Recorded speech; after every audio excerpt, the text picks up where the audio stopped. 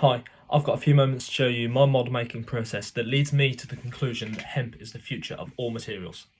Hemp is an extremely credible product with significant ecological values. If you haven't already seen it, check out the link below to my previous video within my portfolio that explains the process of hemp. So I did contact Iso Hemp for a sample material, but as the following suggests, they wasn't too eager to help.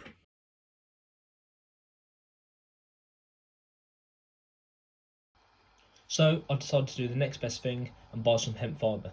Likewise with the hemp product, I was unable to acquire some hemp resin, so I substituted this with PVA. Hemp as a fibre is extremely light, no smells and relatively cheap. So with all the ingredients required, I began to begin the model making process. With a limited amount of glue, I then created a hemp slab. It should be remembered that I do not have the ability to compress hemp in the same way as the manufacturers, so this is the next best thing. From the initial inspection, you can see this product has some serious strength credibility. The following clip is a tensile test completed at Ashland, of which the lab technicians were extremely impressed with the qualities of hemp within this product. So much so they are now conducting their own tests and their own research. See this on the summary page within my portfolio.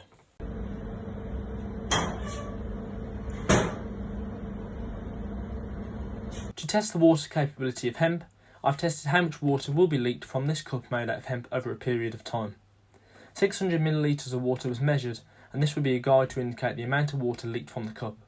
No signs of water, and the cup was still very firm with no visible warping after 2 minutes 30. After 10 minutes, 20 millilitres of water had leaked from the cup. At 20 minutes, the cup appears to be breaking down, weakening, and the water begins to be visible in the plastic tray. And at 25 minutes, 75% of the water had now escaped from an ever-weakening hemp wool cup. I put this down to human error and poor craftsmanship when creating the cup, as some areas of the wool were slightly thinner than others, allowing for saturation. To test if this product was firm or if it would bend, I didn't have any weights to hand, so I substituted that for takeaway boxes filled with water. The purpose of this task is to test when the material bends beyond use.